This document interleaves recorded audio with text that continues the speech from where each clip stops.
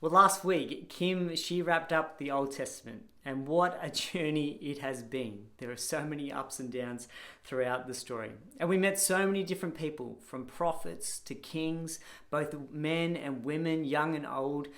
Hearing their stories was such a powerful thing. And we were given hope through these people's lives, but we're also seen failure in them relying on themselves. And this was just a continuous cycle throughout the Old Testament, where people continue to put their hope in the earthly things, their hope in each other, their hope in the things of the world, rather than God. And what we did see is when people were at their best, it was when they were with or in a covenant with God. And the other thing we kept seeing in the Old Testament, that God was always providing a way for his people. But the other concept we saw from the very beginning is this promise that a Messiah was coming. And this is what everything has been leading towards. Every event was leading to this point. And so here we are at the New Testament. And so this week we look at Matthew 1 and 2, but also Luke 1 and 2 as well. And they're simply the same story from a different perspective. And so Luke, what he does, he looks at the birth of John the Baptist. He then focuses on the birth of Jesus himself, and then Jesus as a young boy and the story of him in the temple. Well, Matthew, he looks at the genealogy of Jesus, then the birth of Jesus, but also then how the family moves to Egypt, and then the return to Nazareth. And so when you look at Matthew 1 and 2, throughout the book, he continues to make connections to the Old Testament. See, Matthew is the first book of the New Testament, and it's providing that bridge from the Old to the New. And what he does, he is highlighting how Jesus fulfilled the prophecies of the Messiah. See, Jesus, he was the one that everyone had been waiting for. And that's the beauty about the Bible. When you read it as a series, as a whole text together, and like we've done in the story over this year, it allows you to see the connections between each book, but allows you to see the big picture of what the Bible is all about. It allows you to see the whole story.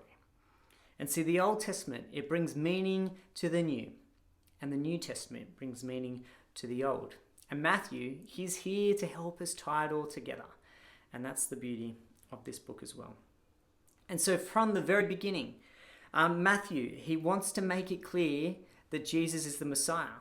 And so what he does, he makes ties to the Old Testament. And so he highlights straight away the genealogy of Jesus' family tree.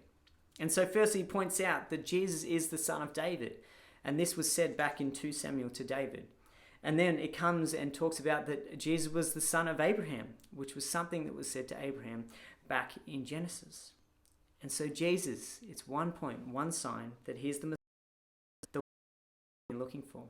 And Matthew continues to do this time and time again. This is just in chapters 2, and he goes on to do it throughout the rest of the book as well.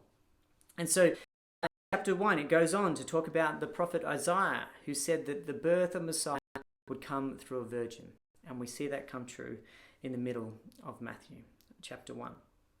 And then in chapter 2, it brings up the prophecy of Micah, who talked about that the Messiah would come from Bethlehem, would be born in Bethlehem.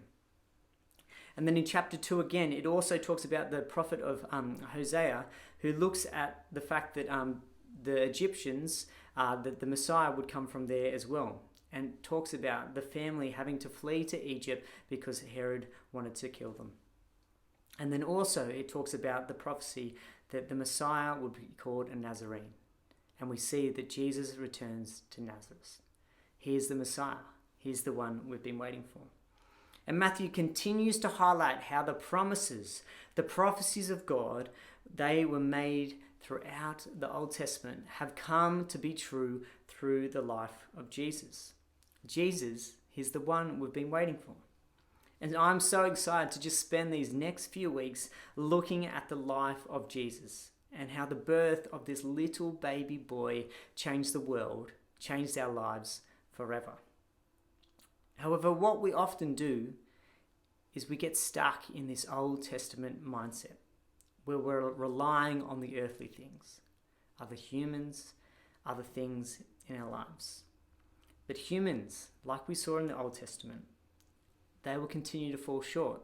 And we could all talk about how humans have let us down over time.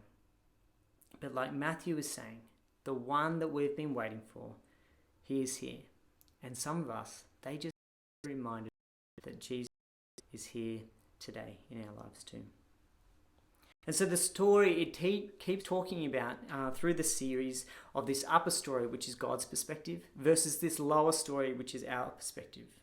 And so Jesus is here to bring the upper story down to the lower, to provide a way for us to have a relationship with God. And so in Matthew, we also see that Jesus, the Messiah, would also be called Emmanuel. And this simply means God with us. And you see it in Matthew 1:23. And so as you walk with Jesus as your Savior, how does it help you to know that He is God and that He is with you all the time? That same God that we saw in the Old Testament provide a way for the Israelites. The same God that we will read about in the New Testament and through the life of Jesus, that same God is with us. And we are so fortunate. We know the ending of the story and that we can continue to experience God's love, God's peace, God's hope today. And so the question is, in what situations in your life do you need to be reminded that God is with you? Because Jesus, He is the one that we've been waiting for. Bless you guys.